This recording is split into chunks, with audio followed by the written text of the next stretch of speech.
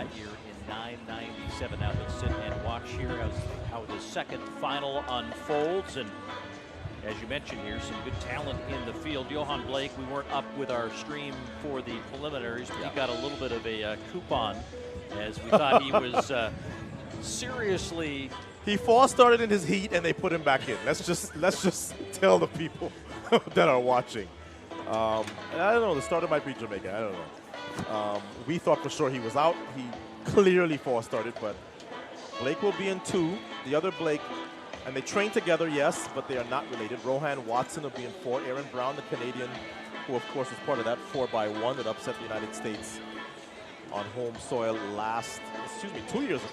For this time of the year, especially when you have a big superstar, they don't want to step on the track unless they're 100% ready. So Sha'Carri is here, signing autographs and meeting folks. But the hurdle crew getting themselves some work here as they set the hurdles for the women's 100-meter hurdles. They also had heats earlier today, and they will be advancing here now to a final race shortly. The difference with the hurdles is that unlike in the 100, they will not run an A and a B final. So they ran the heats, as you said, bet against Akeem Blake, making that Jamaican team. Of course, Oblique Seville, they've made the last couple of Jamaican teams. Oblique Seville trained by Usain Bolt's former coach, Glenn Mills. And then you have Blake, both Blakes, Akeem and Johan, training in another camp. But Akeem has been way more consistent, I think, than people realize. Even though he hasn't had the individual success as Oblique Seville has. Oblique Seville has been 4th. 5th in the order as the women in the 100-meter hurdles waiting for those final few hurdles to get reset after warm-ups. And then we'll get to racing here in this race as well. Waiting for that mark for Warren here, now officially a foul. So we'll keep an eye on the competition going on in that women's shot put as we get set for the racing back here on the track. Just a few more races to come here. We'll have these hurdle races for the women and the men. 600 meters the distance for the longest races of the day, and then we'll close it out with 200 meters coming up here as we'll carry this forward for about another hour of the sunshine in Miramar. And you see the lineup there. Alaysha Johnson had a great year last year. Tonea Marshall now being coached by Dennis Mitchell, training with Sha'Carri Richardson and T.T. Terry in the Orlando area. Charisma Taylor made the 60 hurdles final at the World Indoors. And of course, Cindy Sember, I always remember that she was 4th behind the U.S. sweep at the Rio Olympic Games in the 100 hurdle Olympic final. Going strong here in the men's long jump. The 2 Jamaicans, Brown and Roswell, will be in 2 and 6. Jean of All Haiti. competitors are in their 3rd round of competition. Once again, DeMarcus Simpson of the United States. Talk about Alaysha Johnson, who comes in with the moniker of the reigning U.S. indoor champion. Of the United States at 7:59, currently in 2nd. And Jason Smith of the United States, still the leader at 7.60 meters.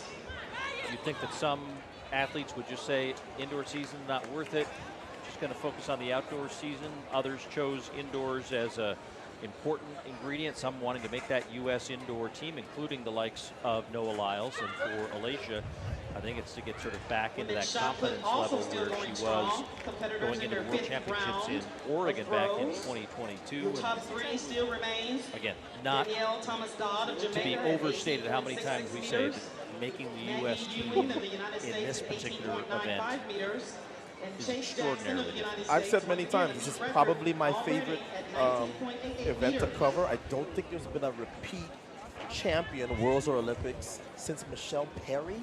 How long ago was that? Yeah, 05 and 07. We're 4 minutes away. Ever since, you don't get to sit on that throne for very long. The Olympic champion hasn't been able to win since the Olympics. The world champion in 2022 didn't even see the podium in 2023. But it makes for a very competitive and fun race to cover. Alaysha Johnson tends to run a lot, I'm a huge believer in her talent. I just feel like she has to kind of overcome Let's get some some of her hand claps there unforced for the errors, shot put. and she'll be Let's fine. let It's the them know kind you're of with year them. where, look, if she gets it right in June in Eugene, she could be thinking yes, and about the an horn, Olympic too. medal. It's an extremely competitive event, not just in the U.S., but remember what the Bahamas has now in Devon Charlton. Because she was just off the podium in Budapest, and she has to be thinking, yeah, and that's the last time that's going to happen because I'm so much better now. Not just at 60 hurdles, but her confidence is going to be so buoyed by what she was able to do indoors. I think she's going to be a contender for one of those medals from Paris. In lane 3 from the United States. The crowd here at Anson settling in as the athletes are at the line, and we're getting set for this 100-meter hurdle final for the women. John of Haiti in 1, Amoy Brown of Jamaica in 2, Amber Hughes, the United States in 3. There's the aforementioned Alaysha Johnson, and next to her, Tonea Marshall, the SEC champion a few years back and the U.S. indoor runner-up last year. Roswell of Jamaica, 3-time Big 12 champion at Texas Tech. Charisma Taylor, the Bahamian, ran at Tennessee collegially, and then, as Otto mentioned, Cindy Sember, 4th in Rio in 2016, the British record holder, and 7-time British champion, and oh yes, Michigan Wolverine as well. So a lot of collegiate connections in this international field here in Miramar. Final moments of reflection as they get set for the blocks and the racing in the 100-meter hurdle.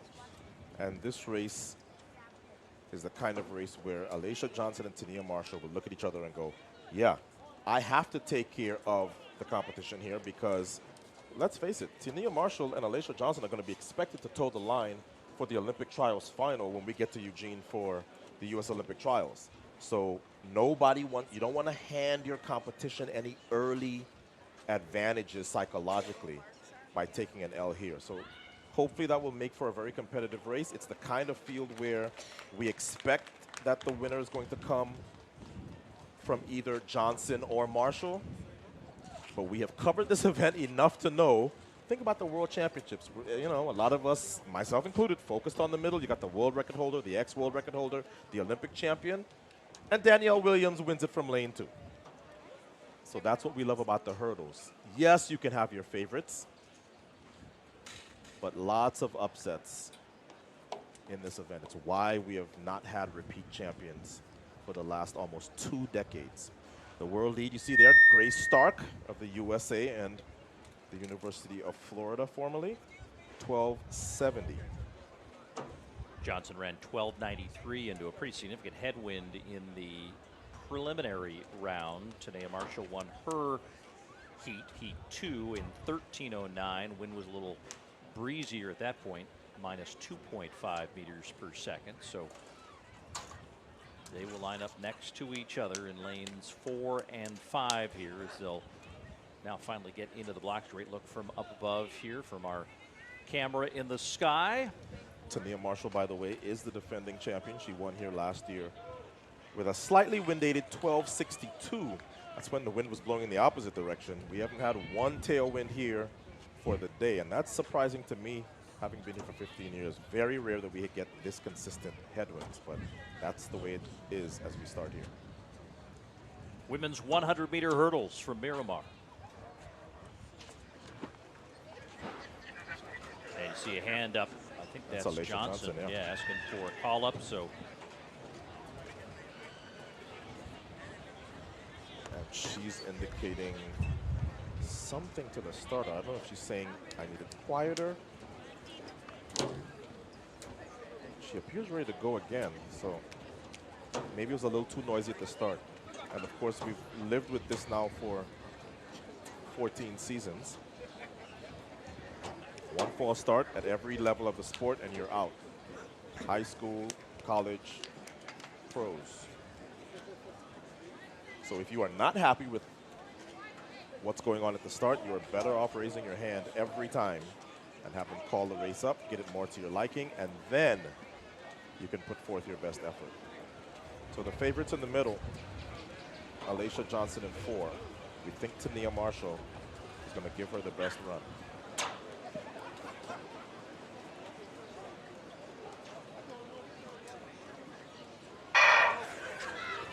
And this time they're underway. Marshall got a good start. Johnson did not have a good start in heat number 1, but she did have a good back half of the race, and she's doing that again here.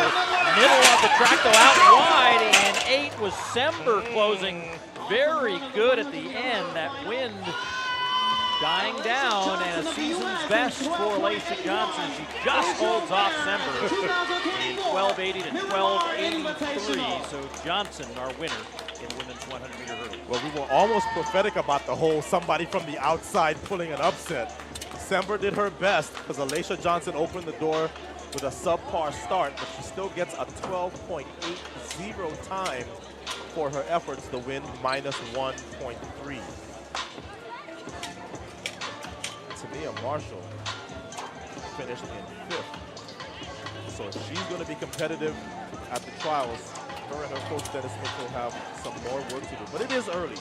There's a lot of training to be done between now and your peak, and all-American athletes have to peak. Well, I shouldn't say all.